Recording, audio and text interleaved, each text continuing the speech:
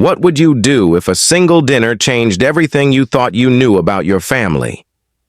The question rose in Martha Lewis's mind the moment she saw him walk into the restaurant. She was only there because of a promise to her granddaughter. A quiet New England bistro on a snowy Thursday night, soft music candles flickering against polished wood. Across the room sat a man she had never met, his jacket frayed at the cuffs, his shoulders stooped from a lifetime of carrying too much. Yet his eyes, anxious and searching, mirrored someone she thought she had lost decades ago. Something inside her whispered that this night was not an accident.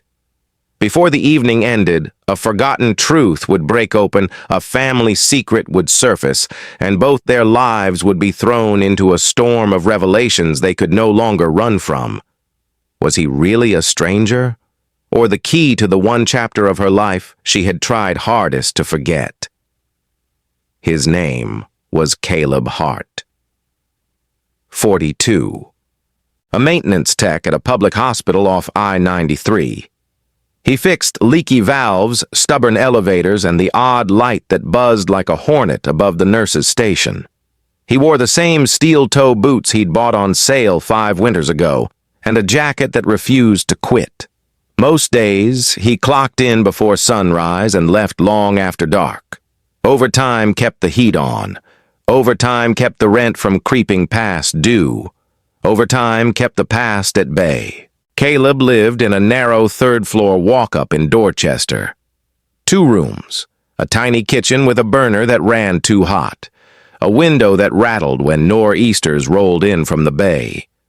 On the fridge, held by a chipped magnet, hung a school photo of his daughter Lily, front teeth missing, eyes bright with the kind of hope adults forget. On the counter sat a jar labeled Field Trip, with quarters and crumpled singles stacked like small promises. He saved where he could. He skipped what he could not afford. A new coat could wait. An oil change could not.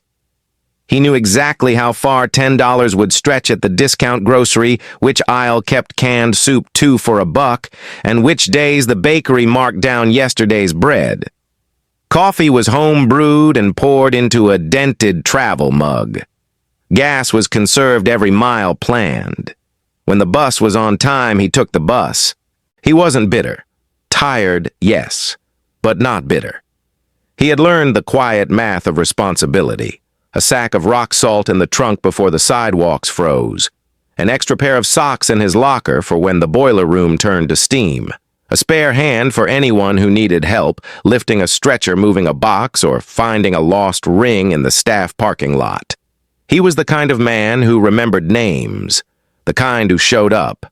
On nights when the apartment felt too silent, Caleb unfolded a weathered envelope from the back of his dresser.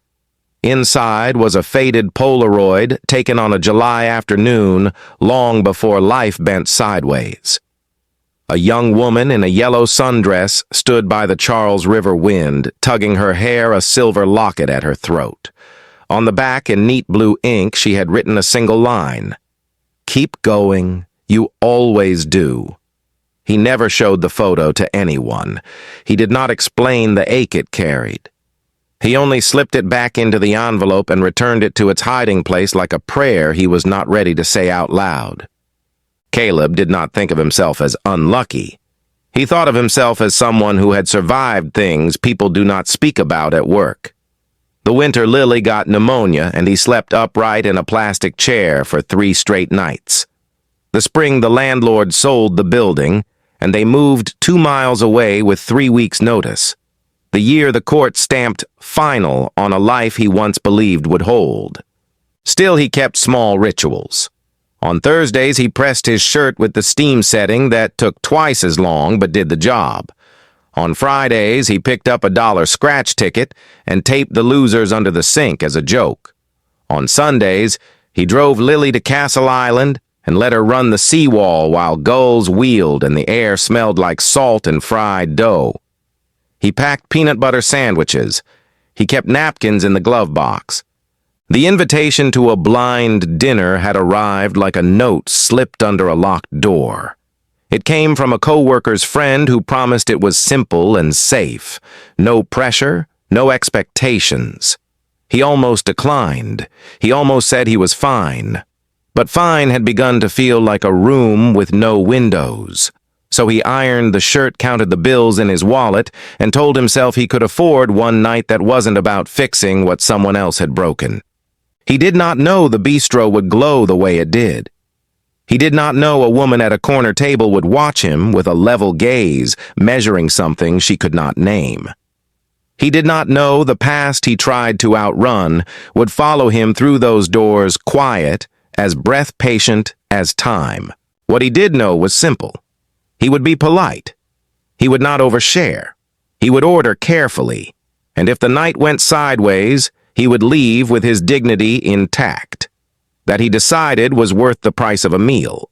He checked his watch, smoothed the cuff, slipped the old Polaroid into the inside pocket of his jacket, close to his ribs, where a man keeps the things that hold him together.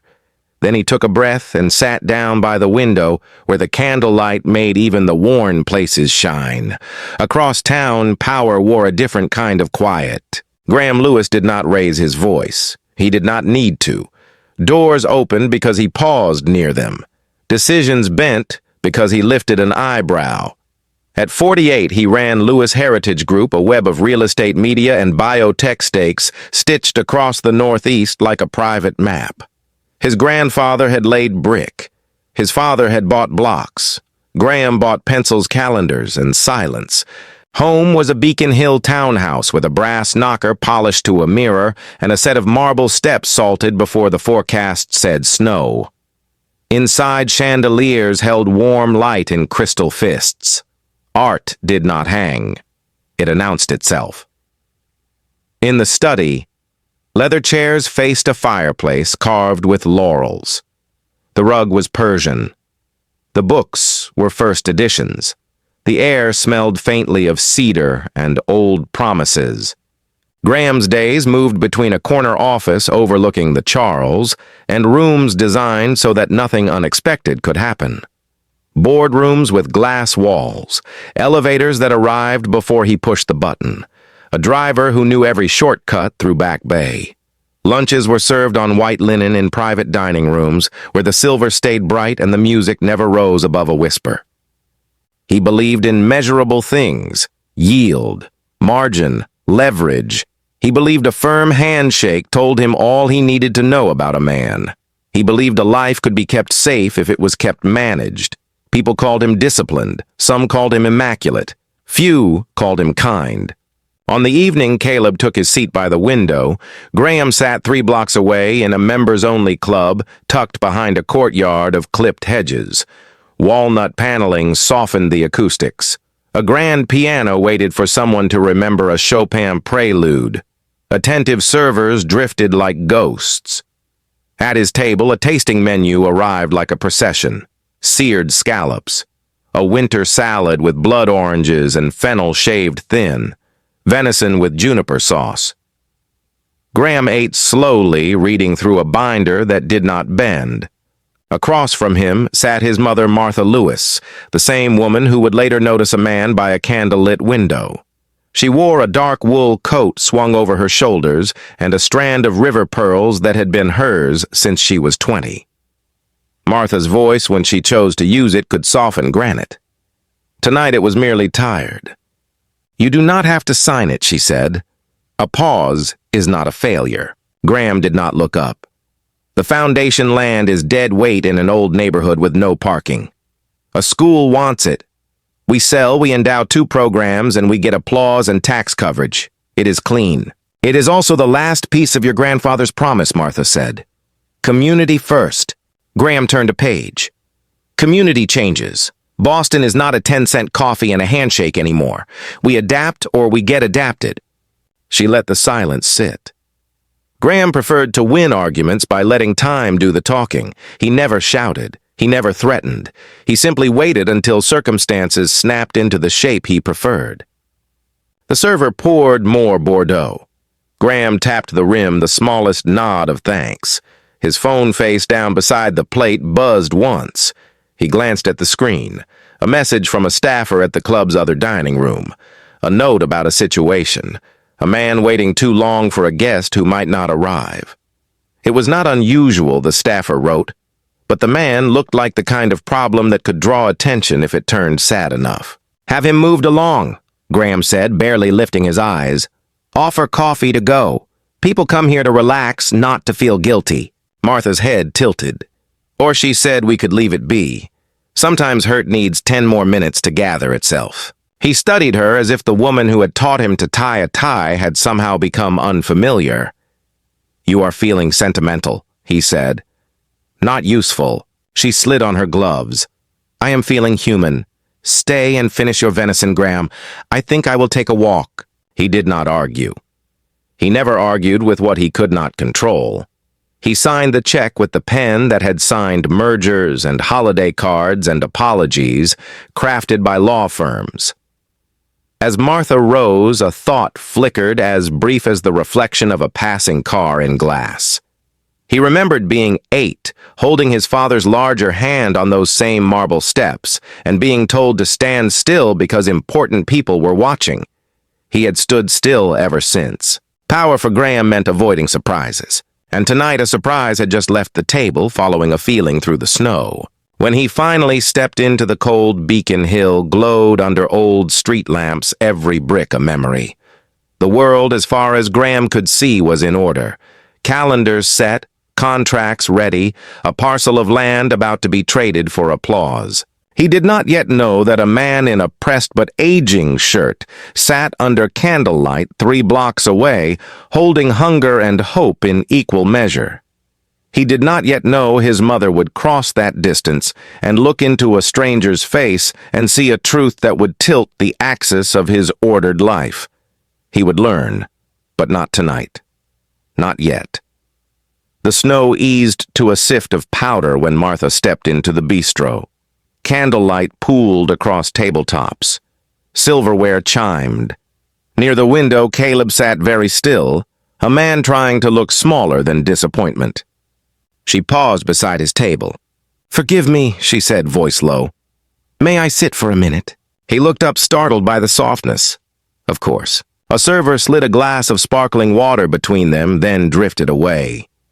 For a moment, they shared the silence of strangers who somehow recognized the same ache. "You showed up," Martha said. "That matters." Caleb managed a thin smile. "Some nights it feels like all I know how to do." Before he could say more, the door opened. Cold air swept in along with a man whose presence tightened the room, Graham Lewis. Tailored coat, measured stride. He scanned the tables, found his mother, and headed over a manager shadowing him.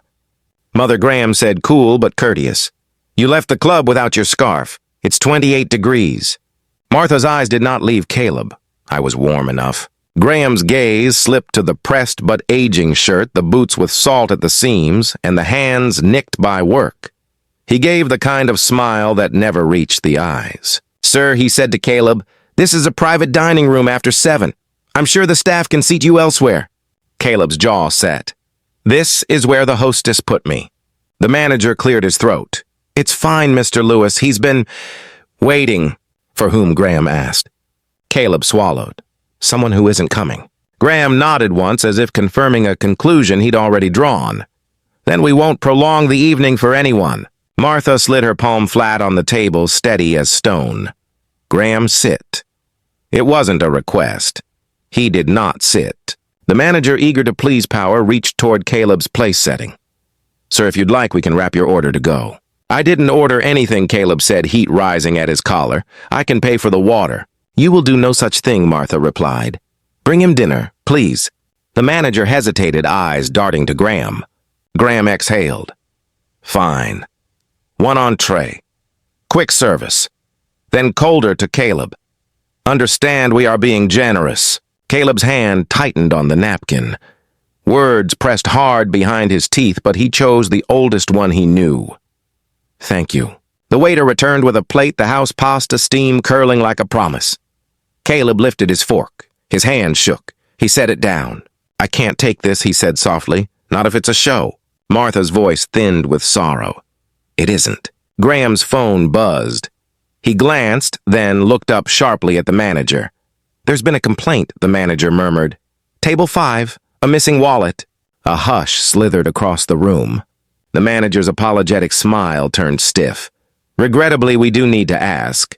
Sir, would you mind emptying your coat pockets?" Caleb stared at him. "You think I stole something?" "It's procedure," the manager said, already believing it. Graham folded his arms. "Let's be efficient." Martha's chair scraped back. "Absolutely not." The manager's face colored, but the room had already tilted. Eyes lifted. Conversations stalled.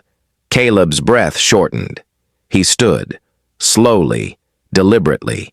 He turned his coat out one pocket, then the other. A transit pass. A folded 5. A small weathered envelope slipped free, skittered across the linen, and split. A Polaroid slid into the glow. Martha's hand flew to her mouth. On the table lay the image of a young woman in a yellow sundress by the Charles River wind, lifting her hair, a silver locket bright at her throat. On the back, in blue ink, a line, "Keep going. You always do." Martha touched the photo as though it could burn. When she spoke, the old bistro seemed to lean in to hear. "Where did you get this?" Caleb's voice was barely there. "It was left for me, a long time ago." "By whom?" He shook his head. "I never knew her name." Graham reached for the photo, impatient. "Mother, this is inappropriate." Martha drew it to her chest, eyes glazed with a heat that frightened her son. She turned the Polaroid toward the candle. The locket glinted. The curve of the river. The July sun she had memorized and pretended to forget. "That photograph," she whispered, "was taken the summer I buried a secret I swore would never touch daylight." The manager, flustered, seized the moment to assert order. "Sir, we still must ask your wallet, please." Caleb set his wallet on the table and opened it. No bills but the creased 5. An ID, a library card. The manager's mouth tightened, unconvinced by absence. Then a voice from table 5 broke in, shaky and ashamed. "It's here! I found it in my coat lining. I'm sorry." The room exhaled. The accusation dissolved, leaving behind something more volatile. Graham's calm cracked a fraction. "Mother, what are you saying?" Martha looked at Caleb, really looked, and saw the echo she had caught at the door. The line of the jaw, the stubborn set, the river in his eyes. She placed the Polaroid very gently in the exact center of the table. "Graham," she said, and her voice, quiet, even unarguable, cut through the last pretense. "That locket belonged to Evelyn. And if I am right, this man is not a stranger to our family at all." The candle flame leaned. The silver stilled. Somewhere near the bar, a glass touched down without a sound. Caleb did not move. Graham did not breathe. And the room, held in a single heartbeat, waited for what would break next. Martha did not rush. She folded her gloves. She set them beside the plate as if arranging the room back into order would keep her voice from shaking. "That summer," she said, "we hit a child." The bistro went quiet again. A hush that made silver and glass sound louder than they were. My daughter Martha, continued, her gaze fixed on the Polaroid, was named Evelyn. She was willful, sunlit. She wore yellow when Boston wore gray. That locket was my mother's. Evelyn borrowed it for the photo. I told her to keep it. A small armor for a world that would not always be kind. Graham spoke first, measured as ever. "Mother, this is not the place." "It is exactly the place," Martha said, "because secrets do not obey calendars." She turned to Caleb. "Who gave you this picture?" Caleb held her eyes. "I grew up in foster homes. There is no tidy story. When I turned 18, a nurse at a clinic handed me an envelope. She said a woman had left it years before. She could not say more. Inside was this photo, and a note. 'Keep going. You always do.'" Martha swallowed. "That line is mine. I wrote it on Evelyn's first day of school. I wrote it again when she learned to drive. I wrote it again when she called me from a payphone with a voice that shook. Her hands tightened around the Polaroid. She was 19. She told me she was pregnant. The father was a young man from the maintenance crew at a hospital across the river. Good hands. Proud eyes. No money. My husband, God rest him, said there would be no scandal. He called a lawyer. He called a board member. He called this a solution. Graham's jaw set the old training of silence, pulling his features tight. You never told me she was pregnant. You were away at school, Martha said softly. Your father believed in clean lines. He believed the family did not bend. I let myself believe it was mercy to bend the girl instead. We arranged a closed adoption. We erased paper as if paper could hold off grief. We sent Evelyn to an aunt in Maine until the baby came. She came home in September with eyes that did not meet mine. She smoothed the corner of the photo. 2 months later, she left again.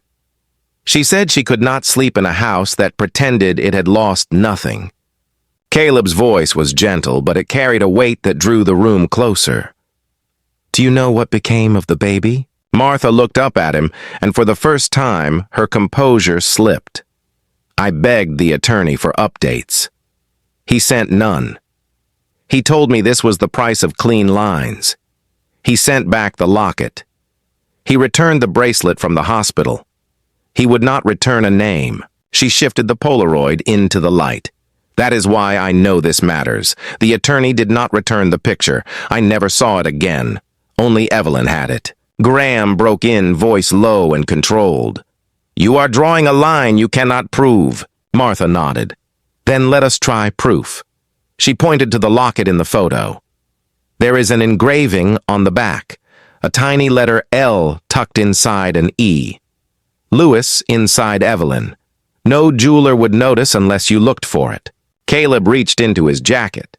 For a breath, he seemed unable to move, as if the space between memory and action had turned to ice. Then he set a small velvet pouch on the linen. He tipped it and let the locket slide into his palm. Silver dulled by years. He turned it over. In the candlelight, 2 letters flashed so small they were almost a secret even now. E and L. No one spoke. Martha reached across the table, her hand hovering. May I? Caleb placed the locket in her palm. She closed her fingers around it as if she were closing a loop left open for decades. When she opened them again, her eyes were wet. I am not a woman given to omens, she said. But some things do not argue. They announce. She looked at Caleb. I believe you are Evelyn's son. The words did not ring. They landed, soft, heavy, irrefutable. Caleb's breath left him in a slow, unsteady line. He had imagined 100 answers to the question of where he came from. He had imagined 100 doors that would never open. He had not imagined sitting in a room of light with a stranger saying the simplest thing he had ever needed to hear. Graham leaned back as if distance could give him ground. And if you are wrong, he said, if this is grief dressed as recognition. Martha turned to him. Then we will test it. Blood does not lie. But Graham, understand me. Even if the paper says otherwise, I will not unhear what my bones know. She faced Caleb again. I am sorry, she said, each word deliberate. For years, no one called you by a name that fit. For the birthdays unmarked. For every time you were told to move along when you needed 10 more minutes to gather yourself. We did that. My house did that. I did that. Caleb shook his head. You did not hurt me tonight. You fed me. Martha's mouth trembled. It is very late to begin, but I would like to try. The manager hovered at the edge of the moment, unsure if he should exist in it. Martha turned to him kindly. Please bring another plate. And if you have lemon pie, 2 slices. We have missed a great deal of birthdays. He nodded and hurried away, grateful for orders that felt like a way back to the safe parts of service. Graham rested his hands on the back of a chair. When he spoke again, the precision had thinned. If this is true, he said, then I have a brother. Caleb looked up, startled by the word. Brother. A simple ward with a door built into it. I do not know what I am to you yet, Caleb said, but I am here. Martha smiled through tears that finally fell. You showed up, she murmured. You believed. She set the locket between them, not as evidence now, but as an invitation. Outside, snow ticked softly against the window. Inside, the candle burned steadier than before. The room, which had held its breath for so long, began to exhale. A server placed 2 plates of lemon pie on the table, the slices bright as small suns. Martha lifted her fork. "To Evelyn," she said. Caleb lifted his. "To showing up," he said. Graham, after a pause, lifted his glass. To proof, he added, but there was less armor in the word than there had been a moment before. They ate. Not to finish. To begin. They did not stay at the bistro. Martha asked for the check. She tucked the locket into the velvet pouch and stood with a steadiness that comes when a door, long sealed, finally opens. 10 minutes later, they were in her Beacon Hill townhouse. Firelight. Books. The old portrait of a river in summer.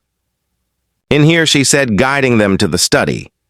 She opened a low cabinet and lifted out a cedar box. Inside lay a neat stack of envelopes, a thin diary bound in blue cloth, and a single manila folder tied with twine. "This is what your grandfather called housekeeping," Martha said. "He kept the house spotless by hiding the dust in boxes." She untied the folder. Letters, invoices, a stamped receipt from a private adoption office, a brief note from an attorney who never signed his full name. She read aloud, voice level but frayed at the edges. "All arrangements complete. No further contact recommended. In the interest of the family, I advise a clean break." She set the paper down. I told myself that meant mercy. It meant ease. It meant the story would end without pain. She lifted her eyes to Caleb. It did not end. It scattered. Graham stood at the window, arms crossed, the posture of a man who trusts glass more than faces. "Paper proves procedures," he said, "not parentage." Martha opened the blue diary. The first pages were ordinary, lists, phone numbers, appointment times, then a sentence circled in pencil. "Saw him today? He has a crescent moon on his left wrist. I touched it once. I won't again. I promised." Martha looked up. Evelyn wrote that 3 months after the birth. She had found the foster home. She had found the baby. Caleb swallowed. Slowly, as if asking permission of the room itself, he turned his left wrist. A pale birthmark cupped the bone like a thin moon. No one spoke. The clock on the mantel ticked 3 quiet beats, and then remembered to continue. Martha smoothed the diary with her palm. "I asked the attorney for updates the same week she wrote this. He sent nothing back. He said the file was closed, but my daughter held a truth in her hands, and I told her to let it go. I was wrong." Graham moved from the window. He reached for the manila folder, not to prove his point now, but to look for ground. He turned a page. Another. Then he froze. A staple held a thin copy of an internal memo, faded but legible. "From my father," he said, quieter than Caleb had ever heard him. "To the attorney. 1 line. Limit any informal contact. Our position is final." He closed his eyes. When he opened them, something in the angle of his jaw had softened. He taught me to keep lines clean. I did not ask what it took to scrub them. The fireplace settled. A log cracked and fell. Martha bent, retrieved an envelope at the bottom of the cedar box, and slid out a photograph. Not a Polaroid. A hospital snapshot. The corner was stamped with a date and the name of the maternity ward.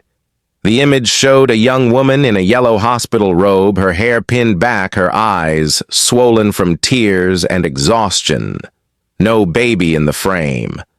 But on the tray beside her lay a velvet pouch, the same pouch that now held the locket. Martha pressed her lips together. That day I told her it was better this way. She looked at me as if I had picked up the ocean and poured it down the drain. Caleb's voice carried a hush that was not fear but reverence. "What happened to her?" Martha shook her head. "She left in the fall. She worked in a bookstore on Charles Street. She sent a postcard from Maine in winter and then nothing for a long time. Years later, a nurse from across the river called me. Quiet voice. Careful words. "A young man came through our clinic," she said. "Someone left him an envelope long ago. I thought you should know your note found him." I thanked her, and I did nothing more. Because if I moved, the clean lines would blur and I was a coward. Graham pulled out his phone. He typed fast. He spoke without looking up. "I am halting the foundation land sale, effective now. I am ordering our council to unseal any private agreements tied to the adoption office. If there are NDAs, they will be revoked. If documents are missing, we will search off-site storage." He put the phone down. "For once, I will not wait for the calendar to bless the decision." Martha nodded, breath-catching. "Thank you." Caleb stepped closer to the desk. He did not touch the papers. He did not reach for the diary. He only looked. At the ink. At the dates. At the steady evidence of people trying to build a neat life over a mess that could not be contained. "My last name is Hart," he said quietly. "I grew up being told it was after a caseworker who liked the sound. But my mother, the woman who fostered me longest, said once that my first bracelet at the hospital had letters I could not read. HRT. No vowels. She joked that whoever typed it had run out of ink." Martha turned a page of the old ledger, a budget list from the adoption office, a line item for hospital liaison HRT. She leaned in. "Hart," she said. "A man from the maintenance crew. Your mother's diary mentions him once. He brought her extra blankets. He fixed a flicker in her room. He was kind." Caleb stared at the line in the ledger. "He is the only father story anyone ever gave me. A kindness, not a name." A soft chime sounded from Martha's phone. An unknown number. She held it up. "May I put this on speaker?" A voice thin with age and careful breath filled the room. "This is Lorraine. I was the clinic nurse. I kept a copy of the intake note I gave the boy when he turned 18. He had his mother's eyes. He had a crescent at his wrist. I should have reached out sooner. I am sorry for the years that went missing." Caleb stood motionless, one hand on the back of the leather chair. "I remember your voice," he said. "It told me to keep going." "I said it because your note said it first," Lorraine replied. Paper rustled over the line. The intake slip lists the locket as personal effect returned to family. The photograph was a personal effect left for a child at 18. There is a code printed faintly on the bottom. EL. The initials match the engraving. Your adoption was never fully finalized. The office lost funding. The county took your case. That is why the file went dark. Martha's breath broke. We shut the door and told ourselves the wind was gone. Lorraine's voice softened. "I do not know what you will do with this, but I wanted you to have it. Before the winter does what winters do." The line clicked off. The room held the old quiet again, but it was a different quiet now. Not a lid, a space. Graham turned toward Caleb as if walking onto a bridge he had never dared test. "I have done many things in my life with precision," he said. "Apologies were not among them. Tonight I will attempt one." He drew a breath. "I was prepared to move you along. I was prepared to protect the room from your sadness. I was prepared to protect my mother from her own. I was wrong." His voice did not rise. It steadied. "If you want proof, we will test. If you want distance, I will honor it. If you want nothing, I will learn to be content with that. But if you will have it, I would like to begin with dinner that is not paid for out of pity and with a file that is no longer locked." Caleb looked at him. The man across from him was still careful, still dressed in decisions. But the edges had shifted. Some walls had learned a new angle. "I do not want a performance," Caleb said. "I want room to be a person." Graham nodded once. "Then we will start with that." Martha closed the diary and placed her hand on top of it, the way a mother settles a blanket over a sleeping child. "I kept this house orderly at the cost of my daughter's peace," she said. "I do not want to keep it orderly at the cost of my grandson's life. The word feels bold on my tongue, but it also feels true." Caleb's throat tightened. He did not trust it to hold when he spoke, so he nodded instead. Then when he could, he added the only word that mattered. Okay. They did not hug. Not yet. They simply stood in the same small circle of lamplight while the snow tapped against the old glass. The past had not changed. It never does. But the story they would tell about it had begun to loosen its grip. In the hallway, a clock chimed 9. Caleb pulled out his phone. A text waited. A picture from Lily. A paper chain across their kitchen doorway. Each loop a week. He smiled, small and certain. He typed back one line. I am still showing up. He slipped the phone away and met Martha's eyes. What comes next? He asked. Martha lifted the velvet pouch with both hands as if offering, as if asking. Tomorrow, she said. Blood work. Then the attorney's office. Then a call to the foster records unit. She hesitated. And then perhaps a walk by the river. There is a spot where yellow looks like a promise again. Graham drew a breath that sounded like a new language. And I will call the board, he said. The land will not be traded for applause. It will be held for something that heals. The fire settled. Outside, a plow hummed down the brick street. Inside, 3 people stood in a room that had been designed to keep surprises out and chose for once to let one in. Morning came with clean light on old brick. Caleb met Martha at the clinic just after 8. No ceremony. Sleeve rolled, vial filled. A nurse labeled 2 barcodes and said the results would take a few days. They stepped back onto the sidewalk and stood in air that smelled like salt and snow. Breakfast, Martha said. Not an order, an invitation. They chose a diner 2 blocks away. Coffee, eggs, toast cut on the diagonal the way Lily liked it. Martha set the velvet pouch on the table but did not open it. Graham arrived halfway through, tie-loosened, voice low. He had already called the foundation chair. He had already canceled the vote. We hold the land, he said. Not as a trophy, as a promise. He looked at Caleb, then at his mother. If the tests confirm what we believe, we build something with it that outlasts all of us. Caleb nodded, unsure how to fit the scale of that sentence inside a life built from small efficiencies. He paid for the coffee without comment. Graham did not argue. That felt like a start.